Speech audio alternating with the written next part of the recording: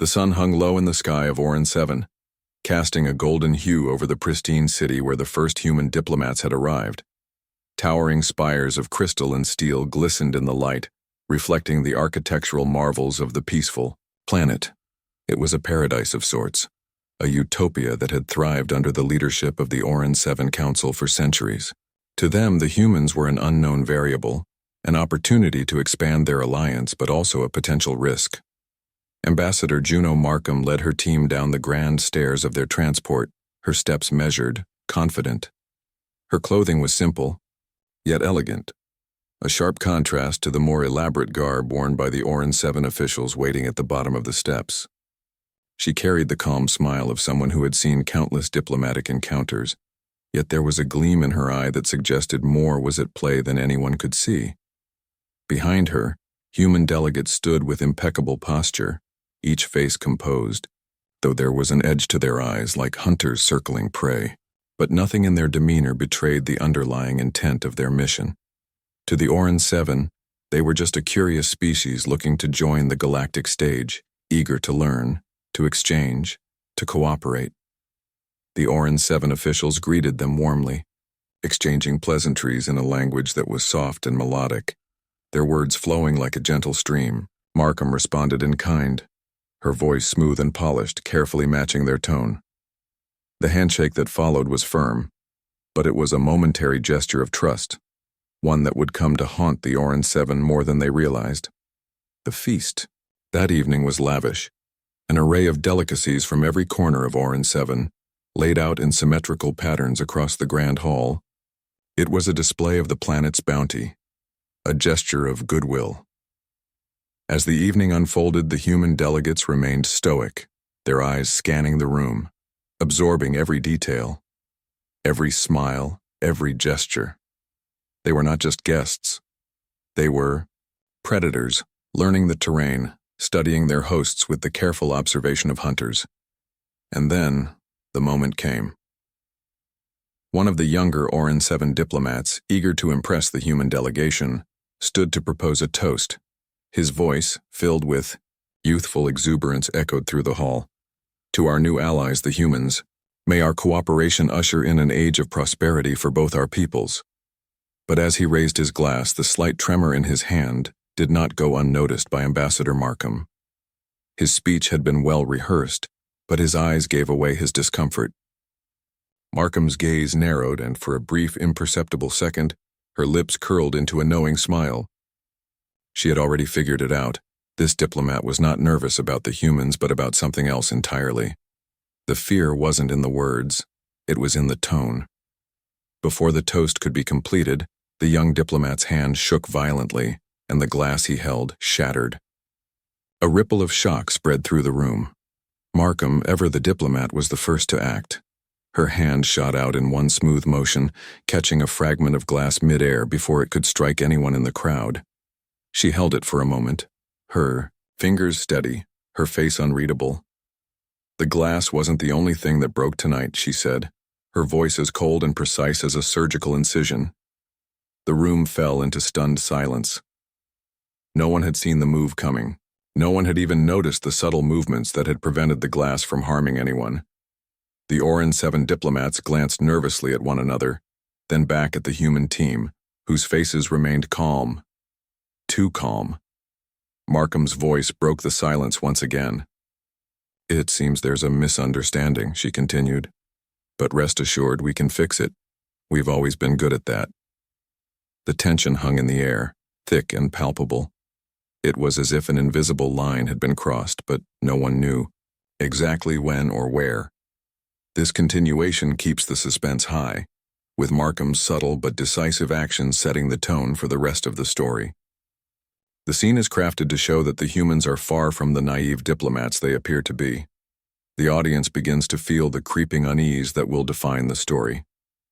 The next day, the Oran 7 Council formally proposed a series of tests to the human delegation. They were presented as customary trials, diplomatic challenges, designed to gauge the adaptability and peaceable nature of the new species. To the Oran 7, it was a tradition, an opportunity to confirm that the humans were as harmless as they appeared. They intended to demonstrate their hospitality and kindness, and in doing so, they would solidify humanity's place within the Galactic Coalition. "Let us begin with something simple," said Counselor Ral, a stern, tall figure whose many years of leadership gave him the gravitas of a seasoned diplomat. "A test of strategy. We have devised a simulation where different species must negotiate for control of limited resources on a shared planet." The simulation room, a vast holographic chamber, sprang to life as the Orange 7 officials loaded the parameters of the test. A virtual world unfolded before the delegates, showcasing an alien planet on the brink of ecological collapse. Multiple factions, each representing a different alien race, struggled for control of the few remaining habitable zones. The challenge was not only to manage resources but to make deals and form alliances, all while preventing war from breaking out. Markham and her team took their seats at the table, their expressions inscrutable. The Orange 7 representatives watched, carefully, eager to see how humanity would handle the delicate task. At first, it seemed like any other negotiation. Markham offered calm, rational proposals, suggesting compromises, offering trade agreements, and speaking with a poised diplomacy that seemed typical for a race of would-be peacemakers. The simulation moved forward, and as expected, the other factions bickered, their egos getting in the way of cooperation. But Markham's team didn't flinch.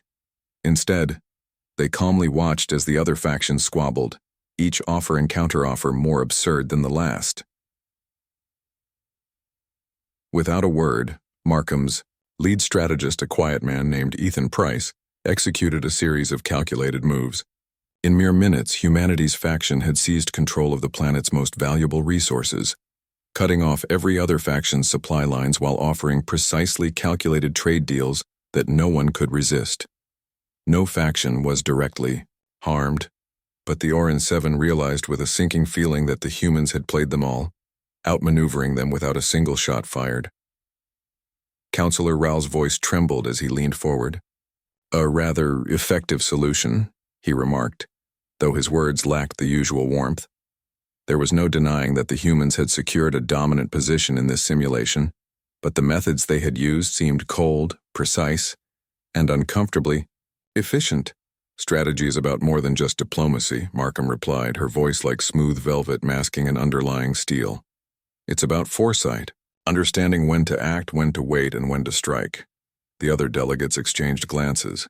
They hadn't expected the humans to be so ruthless, so calculating. The Orange 7 might have underestimated them, but they weren't about to make that mistake again. "Next," Markham continued, unfazed by their growing discomfort, "we're ready for the cultural exchange." The second test was perhaps the most anticipated, a showcase of each species' art, traditions, and cultural significance. The Orange 7 were proud of their achievements in this area, believing it would be their shining moment. The humans had been prepared to share their rich, diverse history of art, literature, and music, but they did not start with the expected. Instead, Markham's team chose a piece of human history that left the Orange 7 in stunned silence. A holographic rendition of one of Earth's most infamous moments played before them, a moment in history when humanity, in the darkest depths of its past, had faced its greatest war. The violence was brutal, the suffering unimaginable, yet the human race emerged stronger, its resolve hardened. "Is this really the piece you wish to present?" Counselor Ral asked, clearly rattled. "Sometimes, to understand a species," Markham said calmly, "you must understand its darkest moments, how we survived our own destruction and what we learned about ourselves in the process." The day after the cultural exchange and strategy tests, a sense of unease hung in the air.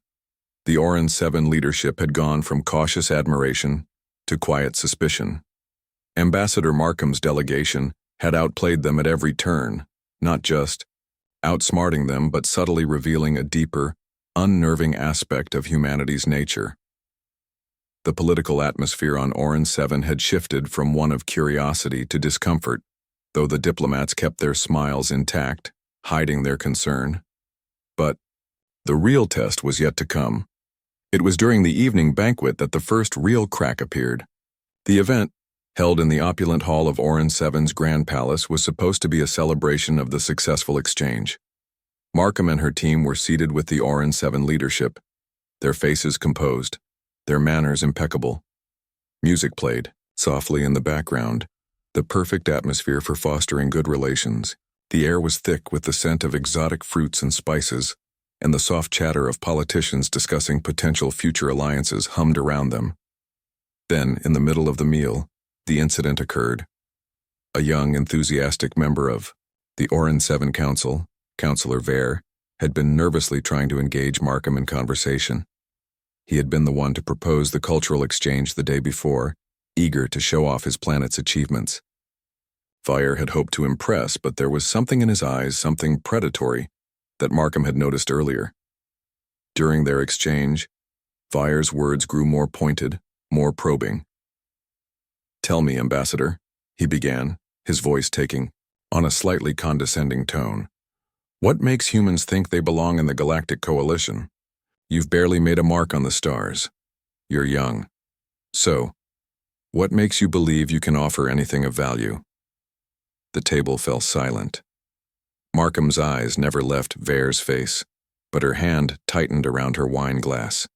She could hear the tension in his voice, the challenge beneath his seemingly innocent question. He was testing them, probing for weakness. It was a subtle insult, but it was enough to see the cracks in Orin Seven's facade. With a single, calm motion, Markham set down her glass. "Councillor Vare," she said, her voice a perfect blend of silk and steel. "It's true that humanity is young in the galaxy, but we've learned some valuable lessons in our short time." Her gaze shifted ever so slightly, her smile unchanging. "We've learned how to overcome even when others thought we wouldn't, to survive no matter the odds. Perhaps that's what sets us apart." The words were simple, but the weight behind them was unmistakable. Vare bristled, his nostrils flaring ever so slightly. It was the smallest of reactions, but Markham saw it. She knew he was baiting her, waiting for a sign of weakness, a crack in their calm exterior. He wanted to see the humans react with anger, with panic. Instead, Markham's smile only widened. Before Vare could retort, there was a sudden movement in the shadows at the far side of the room. A figure darted across the hall fast, too fast for anyone to follow at first. It was an assassin, a member of a faction within Orin Seven that had long been wary of humanity's influence. They had decided that peaceful diplomacy had failed, and it was time to eliminate the threat. A poisoned dart, aimed directly at Markham's neck, shot from a hidden blaster. The assassin was swift, and in a blink the entire room tensed, eyes snapping toward the human delegation. But what no one saw was Markham's reaction. In that split second, she moved. Not like a diplomat, but like a predator, her reflexes honed, her training kicking in. With lightning speed, she caught the dart mid-air. Her fingers never even trembled. It was a perfect fluid motion, as though she had anticipated it before it had even left the assassin's weapon. The room fell silent in shock, and the Orin Seven Council stared in disbelief. Markham held up the dart, examining it in the dim light. Her face remained serene, her expression unreadable, but there was a chilling calmness in her eyes that made the air grow colder. "Such a crude attempt," she murmured, tossing the dart onto the table as though it were nothing more than an annoying trinket. The assassin was swiftly neutralized, subdued in a manner that seemed almost too easy. Markham's team had moved in perfect sync, their movements so precise that no one had even seen them act. The entire process took mere seconds. The assassin, once confident in their mission, now found themselves at the mercy of the humans, who didn't even seem to have broken a sweat. "Perhaps," Markham said softly, her eyes scanning the room, "this is what we truly offer, Councillor Vare. We offer survival. We offer the ability to overcome, to adapt, and to endure. This is who we are." The silence that followed was deafening. The Orin Seven leadership, their faces pale and drawn, didn't know whether to be relieved or terrified. One attempted assassination was bad enough. But what truly unsettled them was the fact that the humans had acted so decisively, so effortlessly. They hadn't panicked, hadn't even shown the slightest hint of vulnerability. Instead, they had neutralized the threat in a way that seemed almost instinctual. Vayer, once brimming with arrogance, now stared at Markham with a mixture of fear and grudging respect. The message had been delivered in the most brutal of ways. Humanity was not to be underestimated. Markham smiled once more, her voice low but filled with an eerie calm. "You can attempt to challenge us again, Counselor Vayer, but you'll find that we're not the prey." The Orange 7 Council shifted uncomfortably in their seats. The veil had been lifted. The humans were no longer just diplomats. They were apex, predators, hunters wearing the guise of peaceful negotiators. This continuation keeps the stakes high and builds suspense, showing the humans as much more than they initially appeared. The tension escalates with the assassination attempt, and Markham's effortless handling of the situation reveals the true nature of humanity's strength. The Orange 7 and the reader are now fully aware that the humans are not simply playing a diplomatic game. They're controlling it from the shadows. The news of the failed assassination attempt reverberated across Orange 7 with the speed of a planetary-wide transmission. Whispers of humanity's uncanny ability to neutralize threats without breaking a sweat flooded the halls of power. The atmosphere in the city shifted from one of curiosity to wariness, and the Orange 7 Council convened in private to discuss what had just transpired. While some were still reeling from the shock, others saw the potential opportunity in humanity's display of ruthless efficiency. But there was no turning back now. Humanity had made its mark, not just as diplomats but as a species capable of taking control when the situation demanded it. The Orange 7, who had once seen them as a mere curiosity, now viewed them with suspicion, even fear. And that fear would soon reach the heart of the Galactic Coalition. Days later, a sudden crisis erupted on the Galactic stage. A brutal war broke out between two powerful factions, the Hraxan and the Vescari, over disputed territories near the border of Orange 7 space. The conflict had the potential to escalate into full-scale destruction, and both sides had already begun mobilizing their fleets. The Galactic Council, in an emergency session, called for an immediate ceasefire and urged all parties to send representatives for peace talks. In the midst of this crisis, the galactic powers reached out to the one race they believed might be capable of maintaining some semblance of peace: humanity. It was a diplomatic maneuver, a desperate gamble. The humans had proven capable of resolving matters with precision and speed, and now their role as peacekeepers would be tested.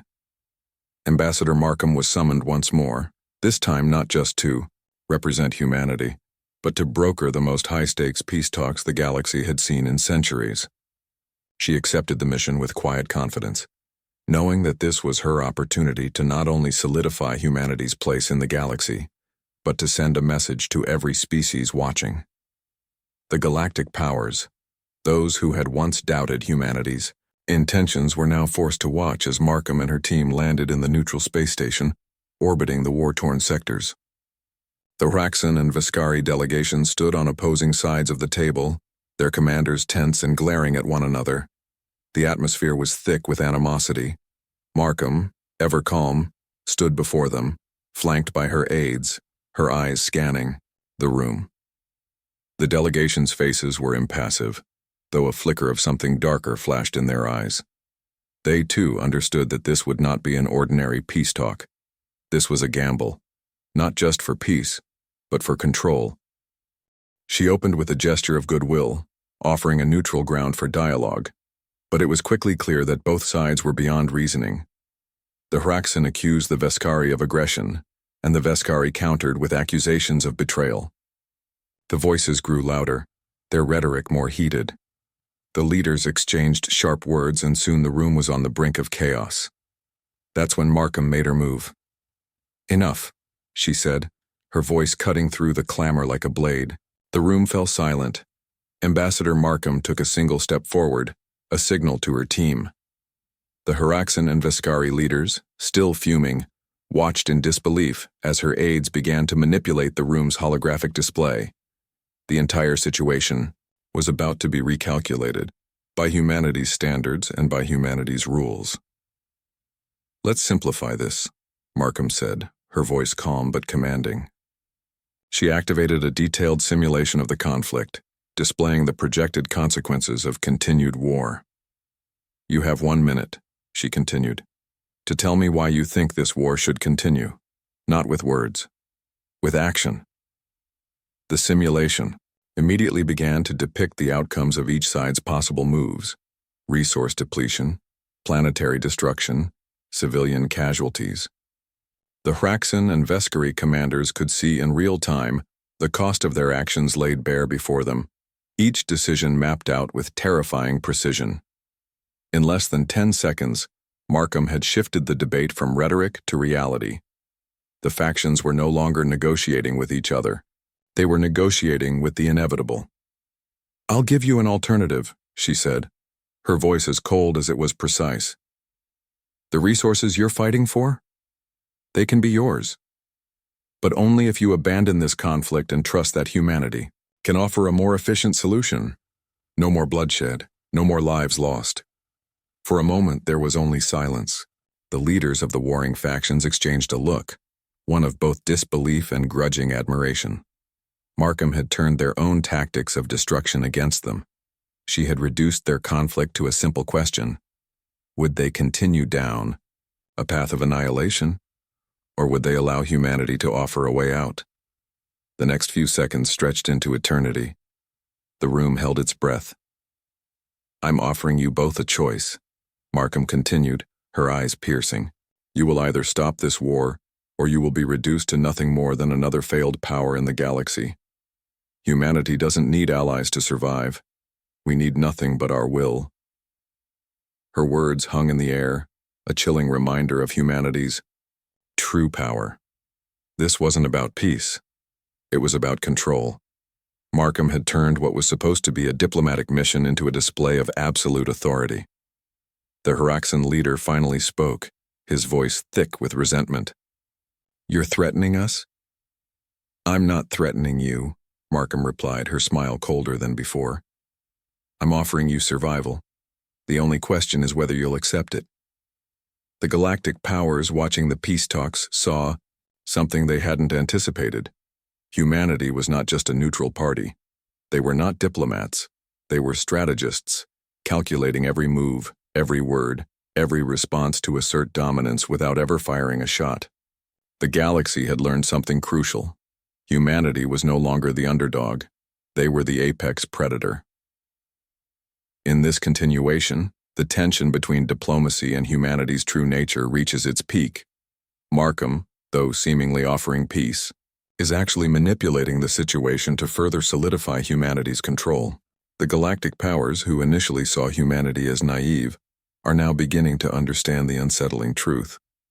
The humans are not just participants in the galaxy. They are the ones calling the shots.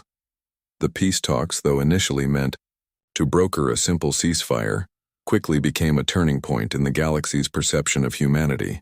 The Hraxan and Vescary, begrudgingly accepting Markham's terms, had stepped away from the brink of full-scale war, at least for now. But as they departed the space station, both factions knew that they hadn't truly been the ones in control. Humanity had subtly but unmistakably manipulated them into a corner, offering them peace only on humanity's terms. The moment the warring factions had left, the call came in. It was from the Galactic Coalition's highest council, the very same group that had once hesitated to involve humanity in galactic affairs. "You've made your mark, Ambassador Markham," the voice on the other end said, gruff with barely contained respect. "But what you've done, what you're doing, is not diplomacy. It's coercion. And it's working." Markham's lips curled into a thin smile, her fingers tracing the edge of her desk as she sat back in her chair. "Diplomacy is the art of persuasion, Counselor," she replied coolly, "and persuasion can take many forms." The counselor's tone hardened. "The galaxy isn't a game, Ambassador. These are lives we're talking about.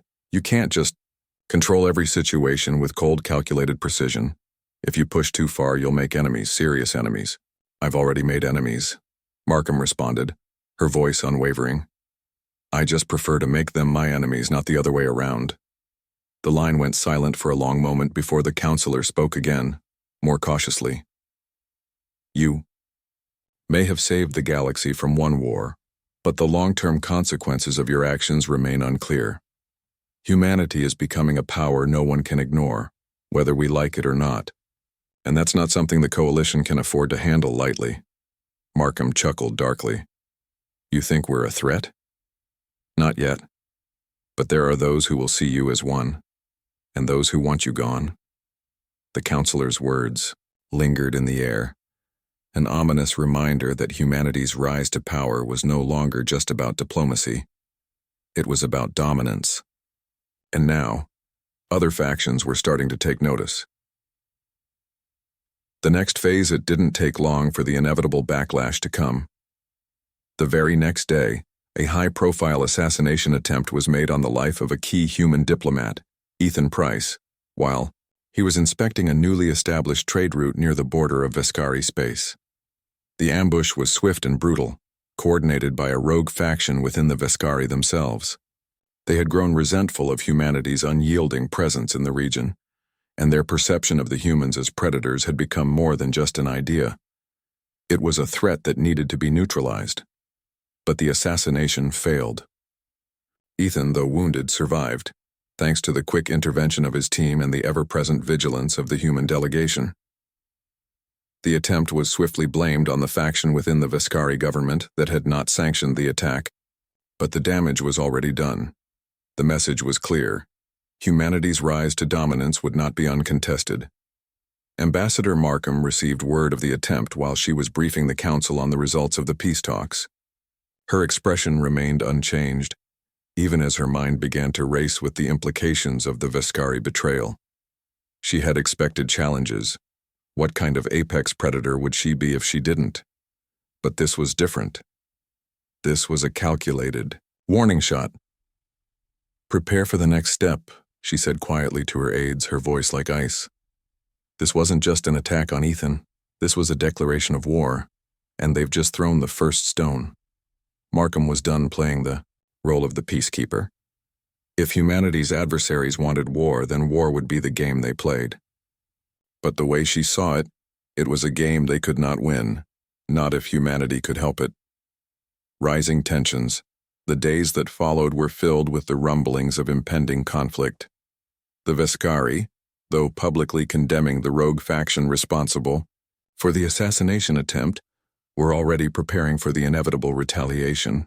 The Galactic Coalition, now divided on the matter, debated what actions to take.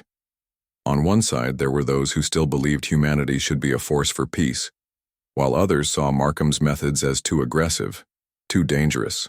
But, in truth, those voices were growing quieter with each passing day.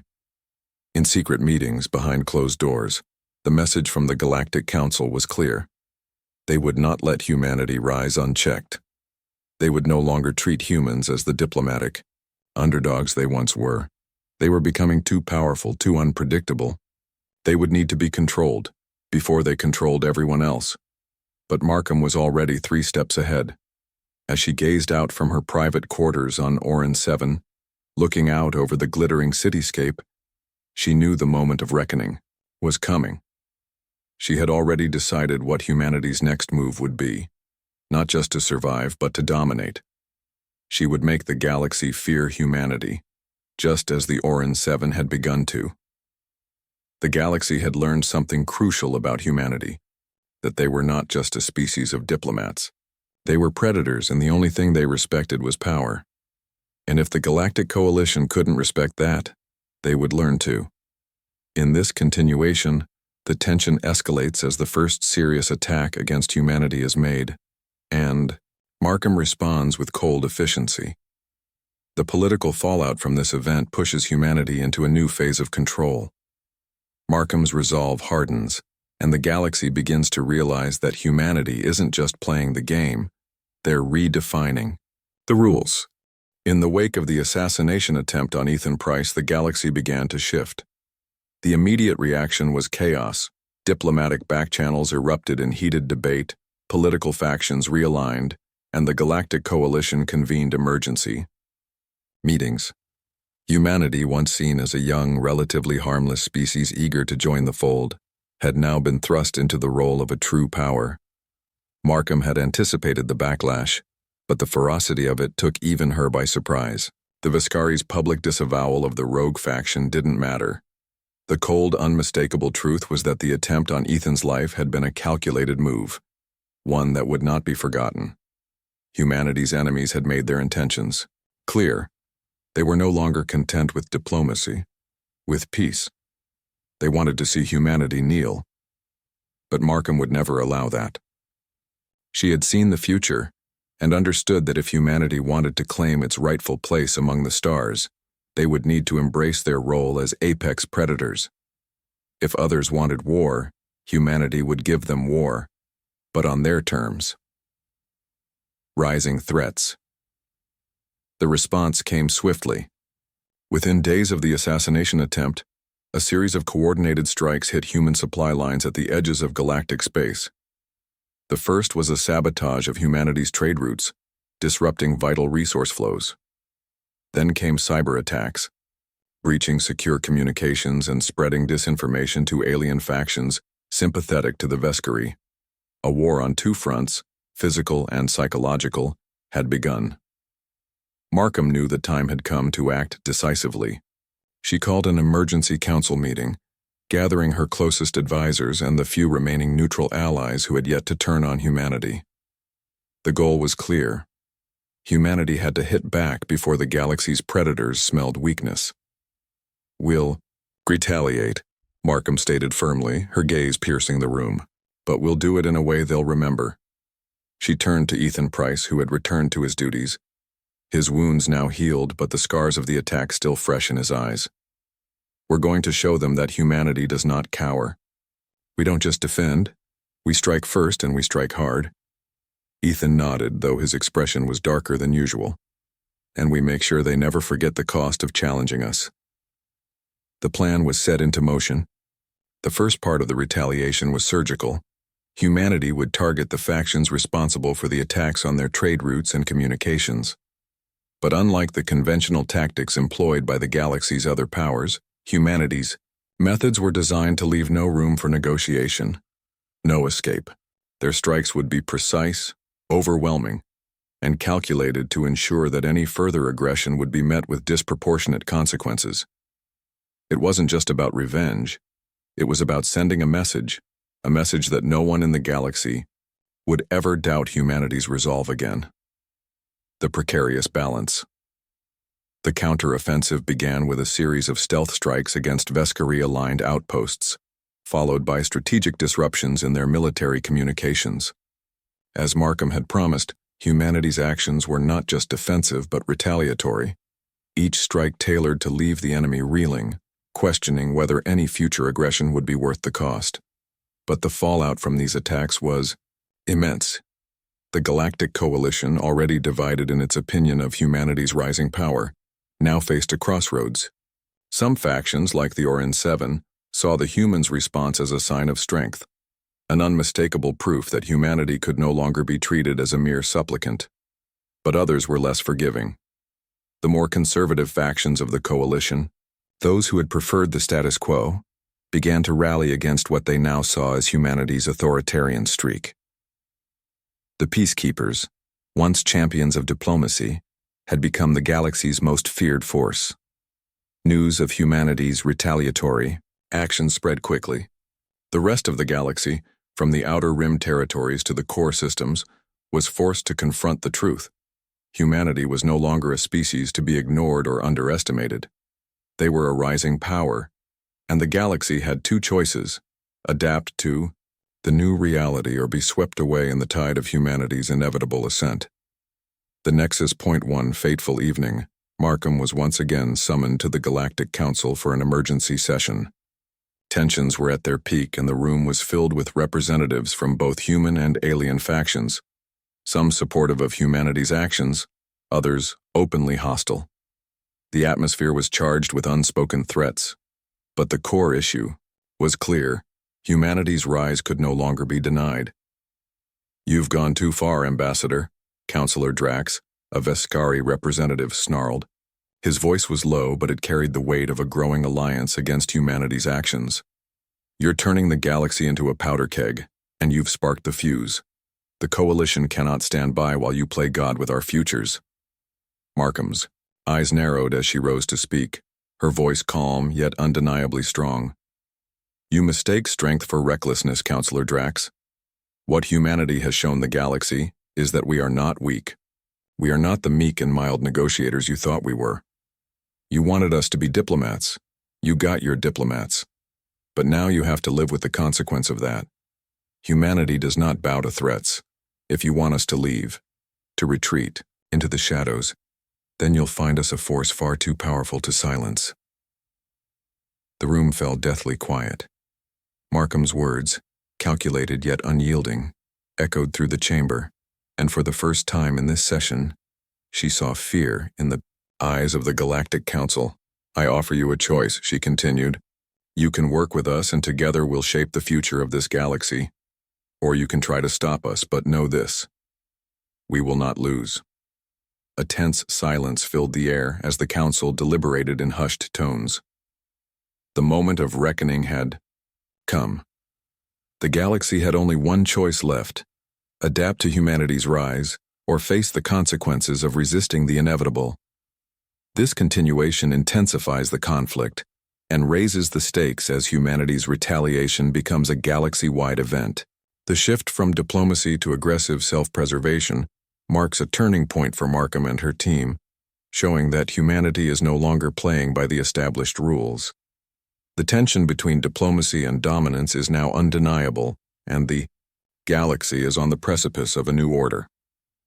The Galactic Council sat in stunned silence after Markham's ultimatum.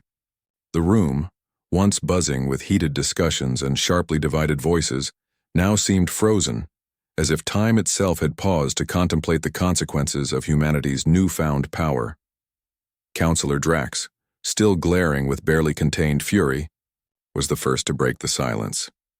You truly believe we'll bend to this dictatorship you're threatening to impose on the galaxy? Drax sneered, his voice venomous. You think the Coalition will just let you have your way?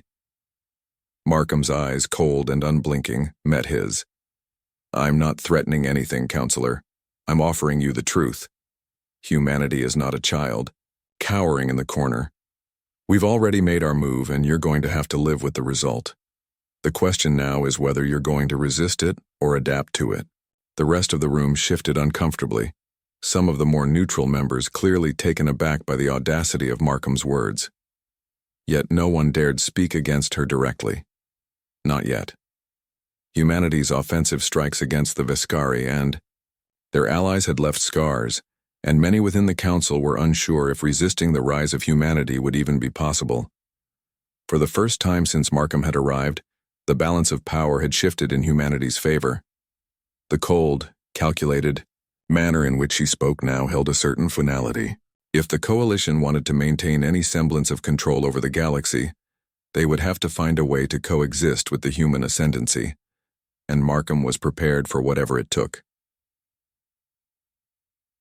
A new breed of diplomacy as the session continued. Markham played the role she had always played, a calm, unwavering presence in the face of galactic turmoil. The arguments were loud and heated, but Markham never raised her voice, never faltered in her composure. For her, this was not the time for compromise. It was the time to assert humanity's dominance in the galaxy. Our goal has always been clear, Markham said, cutting through the noise with a voice that carried authority. Humanity will not be a subordinate force. We will not bow to you, nor will we allow anyone to dictate our future. You want to find peace? Then you'll understand this. The galaxy must evolve. You will either evolve with it, or you will be left behind. She paused, letting the weight of her words sink in. Humanity doesn't ask for power. We take it, and if that means bending the galaxy to our will, then so be it. But make no mistake, there is room for all of us at the table. The choice is yours. Her words were like ice in the veins of the council. Some shifted uncomfortably, others shot glances of suspicion at their fellow delegates. but no one spoke. Markham had once again made it clear that humanity was no longer seeking approval, nor did they need it. She had become an enigma, a diplomat who could bring peace or who could break the galaxy in half to achieve it. The first spark behind the scenes, however, Markham's gambit was already in motion. The retaliation against the Vescari had been only the first phase. Now, with the Coalition watching and waiting for humanity's next move, Markham prepared her true plan. She understood something the rest of the galaxy didn't. Conflict wasn't just about brute force, it was about control of information, resources, and perceptions. And humanity was about to disrupt all three. To the outside galaxy, Markham's diplomatic victory would be framed as a turning point in the galactic balance of power.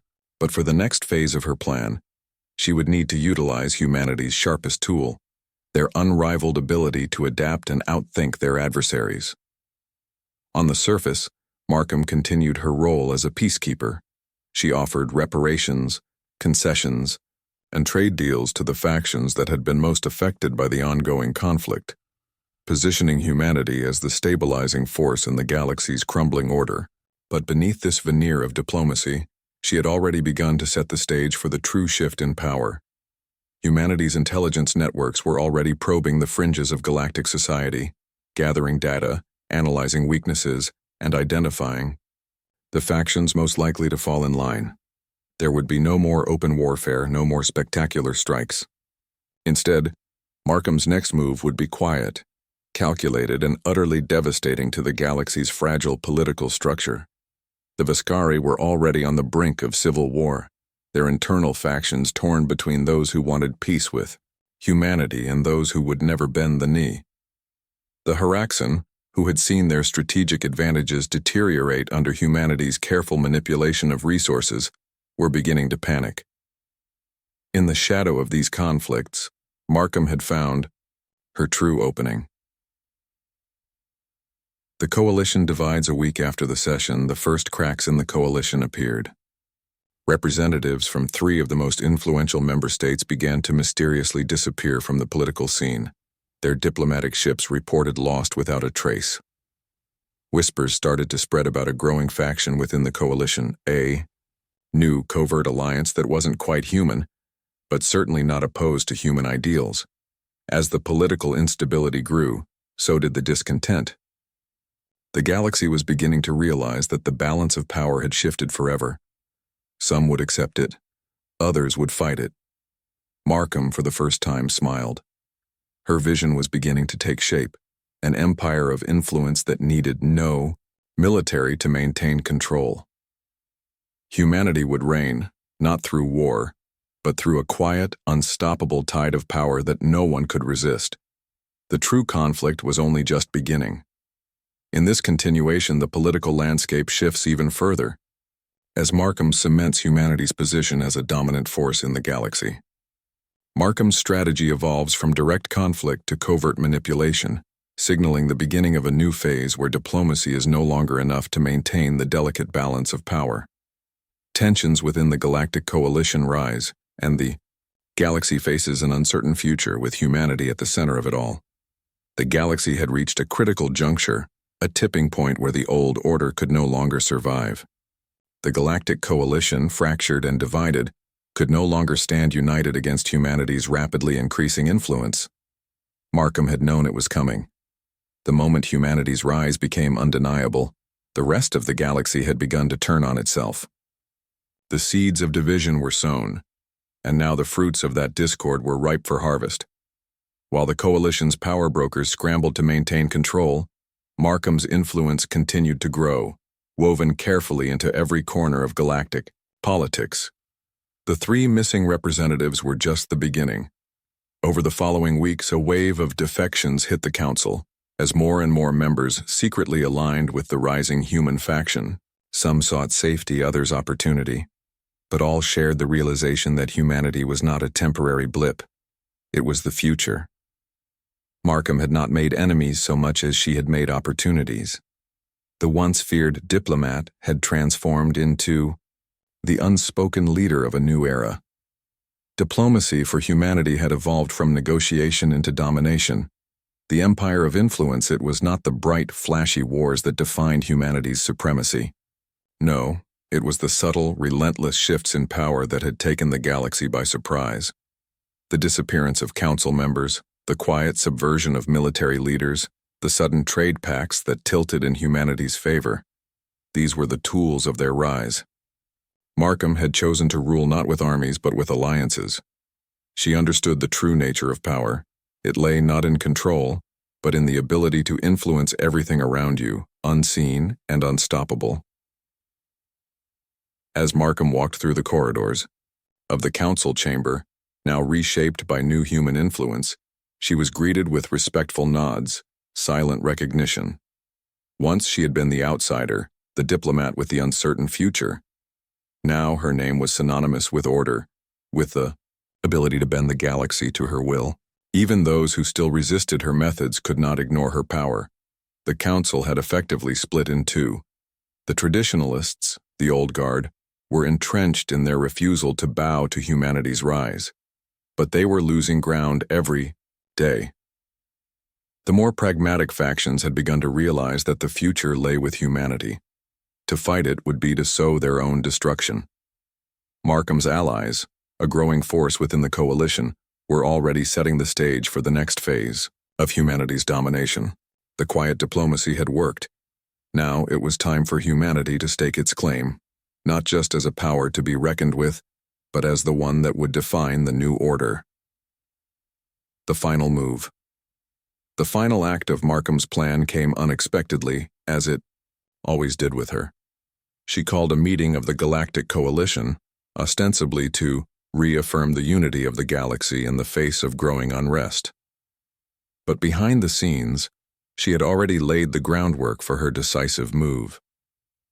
The fracturing, factions within the coalition had been prepared for this moment. They were ready to surrender to the inevitable. When the council gathered, Markham took her place at the head of the table, her gaze sweeping across the room. The tension in the chamber was palpable, as even the most hardened opponents of humanity now knew the truth. It was too late to stop what was coming. "We stand at a crossroads," Markham began, her voice even unshaken. "The galaxy is fractured. The old ways of control, of division, have failed us. We can continue this charade or we can accept reality." She paused, letting the weight of her words settle in. The time for subtlety had passed. The factions who remained loyal to her knew what was about to unfold. Humanity is no longer a question of diplomacy. We are the new order of the galaxy, and I am here to offer you one choice. Join us in a new era, one of unity and strength, or remain in the shadows, fighting a war you will never win. A silence hung in the air as the room collectively held its breath. The last remnants of resistance began to crumble, one by one. The traditionalists, still holding on to the past, knew that their time was up. The pragmatic factions, the ones who had quietly sided with humanity, began to move, their votes already secured. The future of the galaxy was sealed. A new dawn as Markham's voice echoed through the chamber. The last vestiges of the old order were dismantled. The final holdouts, those who clung to the outdated notions of a fragmented galaxy, surrendered, not with words of surrender, but with the quiet realization that they had already lost. Humanity's rise had not been through the destruction of the old, it had been through its transformation. And now, under Markham's leadership, the galaxy would be unified in a new way, a way that humanity would define. Markham smiled, though it was a small, cold thing. She had succeeded, not by brute force, but through the slow, steady accumulation of power, through the mastery of diplomacy twisted into an instrument of control. The galaxy had learned what humanity was capable of, and in the end, they had no choice but to accept it. The predators had shown their true nature, and now the galaxy would live under the rule of the apex. Humanity was no longer just a species among many. It was the species, and the galaxy was finally learning its place. In this final part, humanity's rise is cemented, and Markham has successfully maneuvered her way into the heart of galactic power. Through manipulation, diplomacy, and calculated moves, humanity has become the dominant force in the galaxy. The coalition has fractured and Markham's vision for a new order has been realized, one in which humanity's power is unquestioned and irreversible. The Predators have finally claimed their place at the top of the galactic hierarchy,